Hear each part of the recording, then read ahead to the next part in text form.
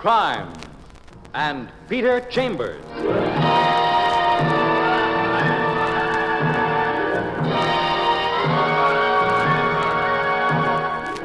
Created by Henry Kane, transcribed and starring Dane Clark. Private investigator, duly licensed and duly sworn, Peter Chambers.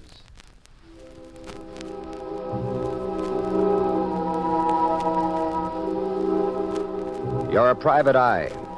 That's your business. Anything else? That's for laughs. It's mid-afternoon, and you're in a nightclub on business. There's nothing more ghastly than a nightclub in the daytime. Reminds you of the whitewash inside of an unfinished coffin. Anyway, this one's called the Cafe Tropical, and in the nighttime, when its tinsel isn't showing, it's considered quite swanky. Mr. Chambers? Yes? I'm Bruce Eldridge. I'm delighted that you could come. Bruce Eldridge, prospective client. He's one of the owners of the Cafe Tropical, about 35, well-dressed, and quite good-looking. And quite composed, except his eyes are nervous. I take it that you know what happened here last night? Well, your partner, Paul Maxwell, he caught up with a slight case of lead poisoning. He was shot to death right here in the club. So I've read in the newspapers. Observe the architecture of our little nightclub here. Now, there's this narrow little room where the bar is. Yeah? And off there's the archway which leads into the club proper. That's where we have our entertainment. And, this stairway right here? Now, that leads upstairs where Mr. and Mrs. Maxwell have their apartment. Oh, the guy that was killed? Yes, he and his wife, Claire. This was, well, sort of their town apartment. Very cozy. Last night, our entertainment was in full blast. Paul Maxwell, was seated out here at the bar alone. He was shot and killed. He slumps over. Nobody's the wiser. Tobias, the bartender, thinks Paul has grabbed a little catnap. And it's definitely established by the police that he was shot from the main room, through the archway. And what about the gun? Well, sir, one of our patrons, the distinguished book critic, Mr. Charles Morse, felt something strange in his top. Now, wait. Don't tell me that turned out to be the murder gun. Yes, it did. In the rush of the crowd, the culprit probably slipped it into the first strange pocket he found, which turned out to be Mr. Morse's. And what did this Charles Morse do? Well, he turned it over to the management, which in this case was Mrs. Maxwell, Claire Maxwell. The new widow, huh? Well, how many people in this management? There were three. Paul, myself, and Claire, equal partners. Claire also acted as hostess. So, what happened then? Well, Mr. Morse waited for the police, told them the story, and that was that. The police, of course, now have the gun. Okay, Miss Eldridge, where do you fit me into this? I have reason to believe that it was my gun. What? I owned a gun like that. I have a license for it. 2 days ago, it disappeared from my apartment. Now, Mr. Chambers, I want to retain you right now to find out who stole that gun and who murdered Paul Maxwell. Well, don't you think the cops will attend to that? That's just what I'm afraid of. They'll attend to it, and they'll come up with me. Guns can be traced, can't they? I see what you mean. There's a $500 fee in it for you, sir. All right. Now, just where were you about the time Paul Maxwell was killed? Inside, in the main room. I was seated at a table with Claire Maxwell, Charles Morse, and Ruth Benson. Who's Ruth Benson? She sings here in between shows. What were you people doing at your table at the time? We were watching the show. New act. Calvin Cole, a wizard on the Afro-Cuban drums, and a dancer, Menage. All right, now, explain to me how a guy can get shot from the main room to this bar here without anybody hearing the shot or seeing the flash. Well, Mr. Chambers, you see, there was a show. Good afternoon, Mr. Eldridge. Well, hello, Mr. Chambers. Oh, you know our bartender, sir. You know Tobias? He knows a lot of bartenders. I used to serve him when I worked in PJ's. Toby Tobias, lank and thin with a shock of hair falling over his forehead. And the wise, old, ageless eyes that seem to be the trademark of bartenders born to be bartenders. Well, Toby, would you explain to Mr. Chambers how a shot can be fired and a man killed during our entertainment without anyone being the wiser? It'll be my pleasure, Mr. Eldridge. You know who we got here, don't you, Mr. Chambers? Yeah, Calvin Cole, they tell me, and his Afro-Cuban drums, and Menage. Yeah. Oh, now, here's how it works. The lights go out, you see, with a small spot on Calvin. Now, he raps them drums like gunshots. Then this Menage comes out in a wild veil dance, and they work the lights like flashes of lightning around us. So, a shot from a real gun, it gets covered by Calvin Cole's drum beat gunshots, and then flashes of lightning around this Menage. Oh, I get it. Is Mrs. Claire Maxwell upstairs? Yeah, she is. Is it okay, Eldridge, if I go up and see her? don't see why not. Well, thanks. It's the door at the head of the stairs. Yes? Who is it? Mr. Eldridge said I could speak with you. May I come in? You may. She sits down, crosses her legs, and lights a cigarette. She's blonde, blue-eyed, on the sunny side of 40, and she's got her points. She's also got a pretty quick temper, it seems. What is it, please? My name's Peter Chambers. I'm a private investigator, and I've been requested to look into the events of last night, so, You've been requested, huh? Yes, ma'am. Well, listen, you private eyes in books, private eyes in radio, fine, a lot of fun. When it comes to real life, I don't go for it. We got the police, and the police are working on this, and I'm cooperating with them fully. So do yourself a favor, young man. Get out of here.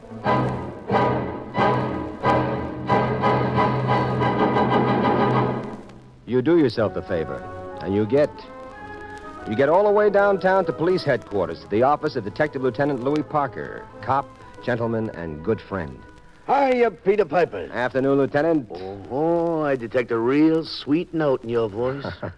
Okay, what client is paying you how much for you to find out from us what he could have found out for himself? Huh? You know the usual cry of the private eye. It's confidential. All right, young fella. What are you working on? I'm working on that shooting last night at the Cafe Tropical. Did you trace the murder gun yet? No, but we're working on it. Real interesting case, Pete. How so? Know the details? I know he was shot from the main room all the way out to the bar while the drum guy was working. The dame with the lightning was dancing. Yeah. One bullet, one shot. It finished him. You know anything about trajectory, Pete? An angle of entrance? Hey, them's fancy words. I got them from my science boys. Trajectory tells you about the flight of a bullet. Angle of entrance tells you from what direction the bullet came. And my science boys measured it perfectly. It eliminated everybody in that main room except a group around one table. And what table was that? The one Bruce Eldridge was at. There's no question the bullet came from that room, from that table. No powder marks on the body, distance estimated, trajectory, angle of entrance, perfect, everything. Well, all you had around that table were Bruce Eldridge, Claire Maxwell, Charles Morse, and Ruth Benson. Mm-hmm. And one of those is eliminated. Which one? Ruth Benson. She left the room while Maxwell was still alive, went upstairs, powder room. Well, does she know that she's eliminated yet? No, Pete. I like to keep them all guessing, you know. Claire Maxwell, the wife, Charles Morse, a book critic, and Bruce Eldridge's partner. Well, it certainly narrows them down. To what? The wife? Why should she? She's married to a rich man. She's sitting pretty. The book critic? Why should he? If he were the murderer, would he plant the murder gun in his own pocket? The partner? Why should he? Paul Maxwell is the brains of Cafe Tropical, and the operation is making money, Pete. Well, how about prints on the gun? Smudges. Look, Louis, I'd like... Yeah, there's a request for a favor coming up. Huh? Well, two things. One, I'm going up to interview Ruth Benson. Can I tell her that you've eliminated her as a suspect? Well, it'll make a real big Sherlock out of me, and it'll make for her cooperation. Yeah. Well, you talked me into it, Pete. I have to break it to all of them sooner or later. What is the second favor? Well, the addresses of the interested parties. Oh, it's an easy one for a change.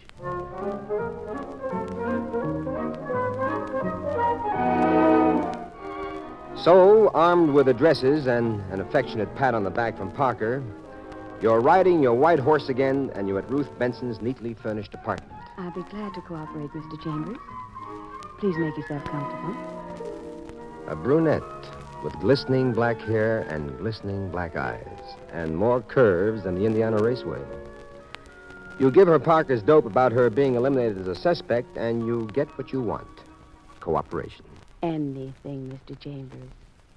Anything at all. Well,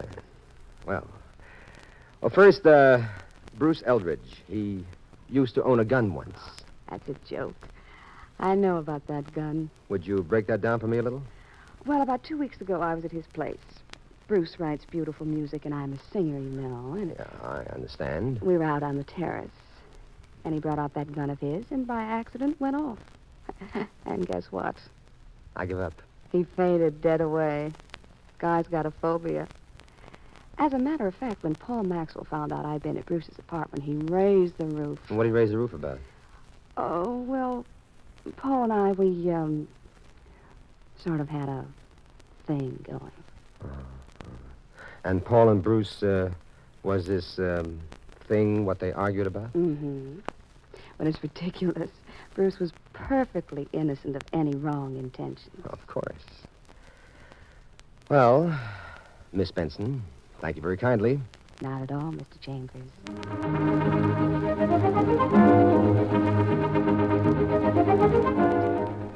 Next stop, the book-lined retreat of Charles Morse in Greenwich Village. I welcome this visit, sir. I've always been keenly interested in the myriad and varied operations of the private investigator. Charles Morse. Tall, slender, gray-templed, and distinguished. He's sipping brandy from an oversized snifter glass. A drink, perhaps, Mr. Chambers? No, thank you. Oh, shall we get on, then? Mr. Morse, are you a frequent customer at the Cafe Tropical? Frequent and regular. An ardent patron, shall we say. Good. A man of your intelligence, it's a help. So how come you're so good a patron of a saloon? Well, sir, it's difficult to put it into words, but I'll certainly try. Well, that's real sporting of you, sir. Are you perhaps chiding me, No, Chambers? I ain't doing a thing except fishnetting for facts. Well, about my being a patron of saloons, let me see now. A good many of us, you see, in my profession, book critics, are frustrated writers, and I'll admit to being one of those. Our creative abilities just do not measure up to our desires. So I'm a rather heavy drinker, and in consequence, an excellent customer of watering spots like Cafe Tropical. Good enough. Do you know anything of a scrap between Paul and Bruce Eldridge? No, I do not. All right, then, Mr. Morse. Thanks for the use of the hall. But it was most stimulating, Mr. Chambers. I'm at the cafe almost every night, you know, so if you have any further need of my assistance in any way at all, please don't hesitate.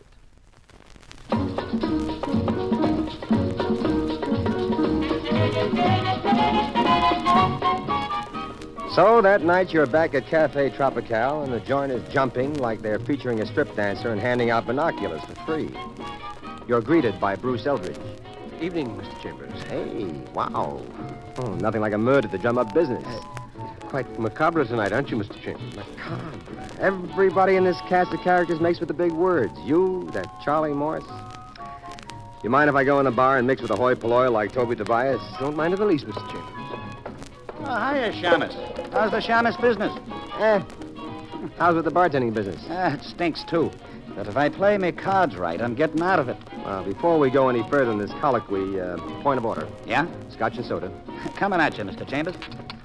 And now, what's with your imminent retirement? Listen hard, Mr. Chambers.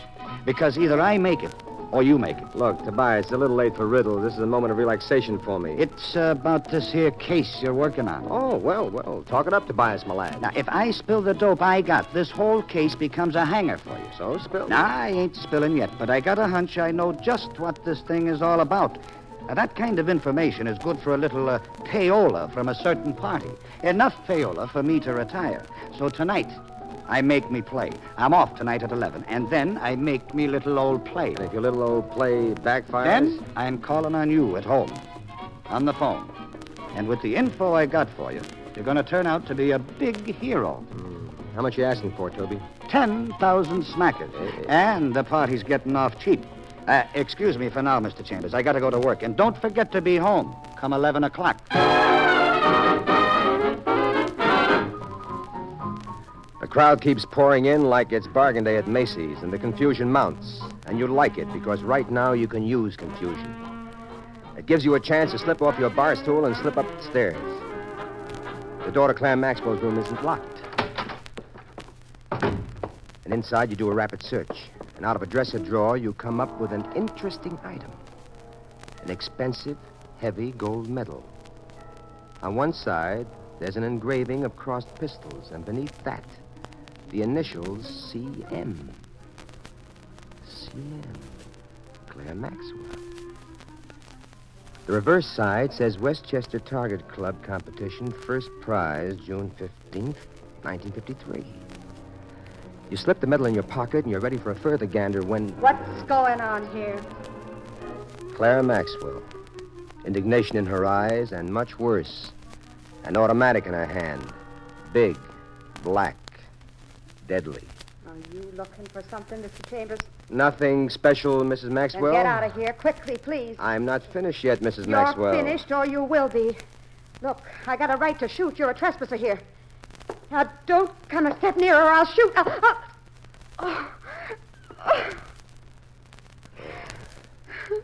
Now, I've got the gun, and you've got nothing but, let's say, a guilty conscience. Because you meant to shoot. Get out! Get out! A little lesson first, Mrs. Maxwell. Right here, see? You see?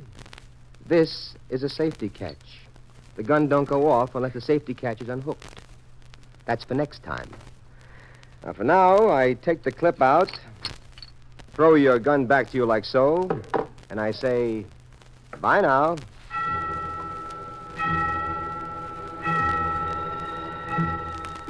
You go home, but you don't go to bed. You linger over a cup of coffee like a guy in a cafeteria killing time for a dime. Then at 11:15...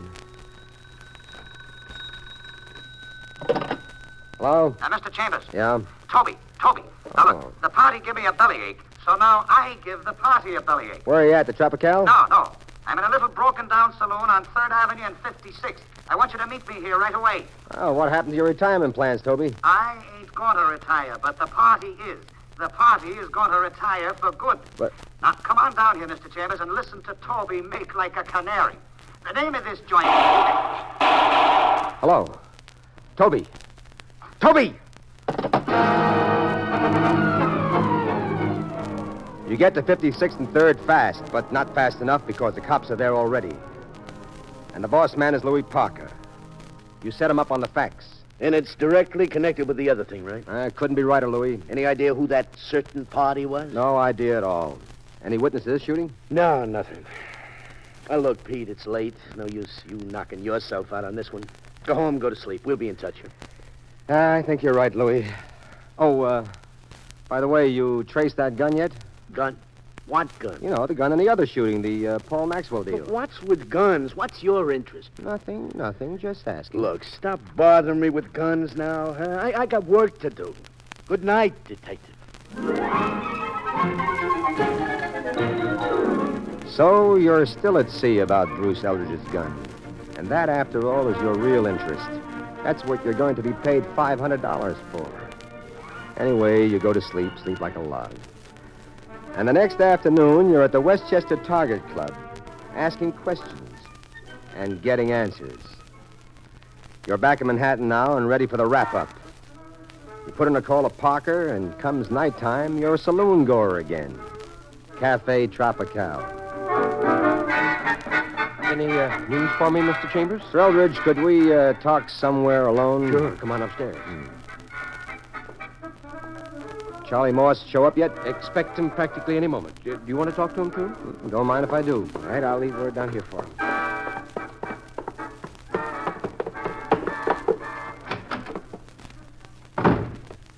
All right, then, Mr. Chambers. Mr. Eldridge, why didn't you tell me there was bad blood between you and Mr. Maxwell? Well, I wouldn't. Over Ruth Benson. Well, because I don't believe in washing dirty linen in public. Now, look, Mr. Chambers, I didn't kill Paul Maxwell. I was told you people wanted to speak with me. Mr. Chambers, I said I didn't kill Paul Maxwell. I know that. I'm not accusing you. But- I am, however, accusing him. Charles Morse? I'm accusing him of the murder of Paul Maxwell and Toby Tobias. Have you gone out of your mind, Chambers? Now, listen, my dear cultured book critic. You see this medal? See it? Which I found in Mrs. Maxwell's room? Well, that set me on the right track. Medal? The initials on it are CM. I thought it was Claire Maxwell. But this afternoon, I learned at the Westchester Target Club that CM was for Charles Morse. And on the strength of that, you're accusing me. Only one of 3 people could have killed Paul Maxwell. Yes, that's right. The police have already informed us of that. Bruce Eldridge, no soap, a gun phobia. Claire Maxwell, no soap, because she pulled a gun on me yesterday. And she didn't even know how to flip the safety catch. Plus, our murderer had to be a crack shot. He killed Paul with 1 bullet. That, my good friend, leaves us... That is all, Mr. Chambers. My compliments. Notice, please, I'm holding a gun, and as you know now, it's in the most competent of hands. And as long as you've got the drop on us, friend, you may as well complete the story just to satisfy our curiosity. No, but I will finish it to exonerate Claire Maxwell. She had nothing to do with Paul's murder. She had your medal, pal, and a rather expensive one. I loved her, and she loved me. We asked Paul, we begged Paul for a divorce, but he wouldn't accede, so I figured out the next best way. I went to Tobias with the big eyes, added 2 and 2 together, and tried blackmail. I was then compelled to dispose of Tobias, too. And now, what kind of chance do you think you have now? I don't know, but I'll find out. I intend to make a run for it. So, I back to the door. And remember, gentlemen... Okay, Charlie, drop the gun. Charles Morse may have won a medal, but Parker has won many medals. Anyway, in the exchange of gunfire, Morse winds up with a leaking shoulder, and Parker winds up with a wide smile. And the next day, seated in your office, you thank Louis Parker for his nick-of-time heroics, and you're back to your favorite subject. Louis, just for kicks, was that original gun traced yet? No, and I got it right here. My bet is he bought it in the hock shop. Hey, you see, every possible mark of identification has been filed off. Nobody can actually trace that. Oh, I don't know. Some people have an intuitive sense. Some people can tell just by looking at things. Oh, meaning you. That's precisely what I mean, Lieutenant. Look, Detective, if you can tell me where this gun came from, I'll donate $500 to the Damon Runyon Fund. Fair enough. But if you don't, you donate. That's a deal. Now, look, Louis, I got big fat news for you. I couldn't tell you before, but that gun hasn't... Mr. Chambers, I found my gun. You what? Yes, it had fallen behind some books on the shelf, and my maid had Hey, cleaned what's this all about? Yeah, but nevertheless, Mr. Chambers, I owe you $500, and I want to write my check for it this very moment. Yeah, you write your check and make it out to the Damon Runyon Fund and give it to the lieutenant here. Oh, well, now, that's very charitable of you, Mr. Chambers. Very charitable indeed.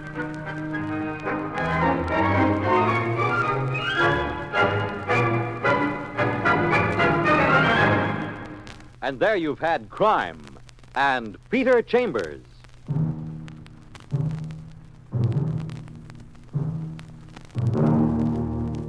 Dane Clark was starred as Peter Chambers.